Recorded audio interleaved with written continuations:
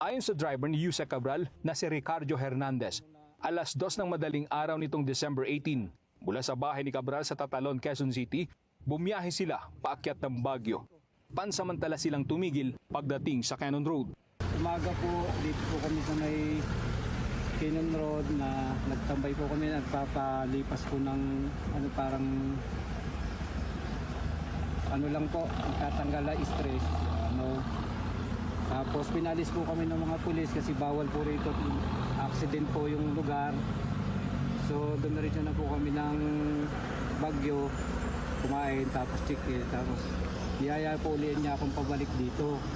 Alas 3 ng hapon nang magpaiwan si Yusek Cabral sa Camp 4 Cannon Road. Binalikan siya ni Hernandez pero hindi na niya makita. Kaya humingi na ito ng saklolo sa mga pulis. Naiyak na lang po ako. Hindi ko na gagawin niya po. Kasi driver na po niya. May tiwala po sa kanya.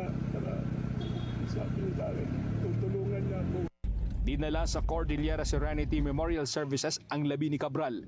Sabay-sabay dumating dito ang kanyang mga anak at ilang pang kamag-anak. Inimbitahan naman sa Tuba Police Station si Hernandez para maimbestigahan dahil siya ang huling nakasama ni Yusek Cabral. Isang araw bago ang kalunos-lunos na sinapit ni Cabral, isinama ang pangalan niya sa 87 personalidad na pinakakasuhan ng DPWH kaugnay ng flood control scandal.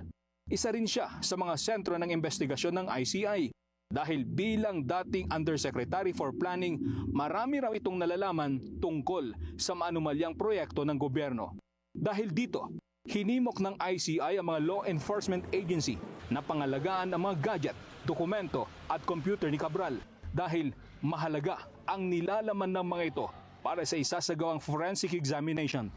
Hiniling din ng komisyon sa mga otoridad na magsagawa ng investigasyon kung may foul play. Bandang huli, nakiramay ang ICI, gayon din ng DPWH sa mga naulila ni Cabral. Ang PNP naman, kinukonsidera na bilang person of interest ang driver ni Cabral. Ang CIDG na rin ang hawak ng kaso.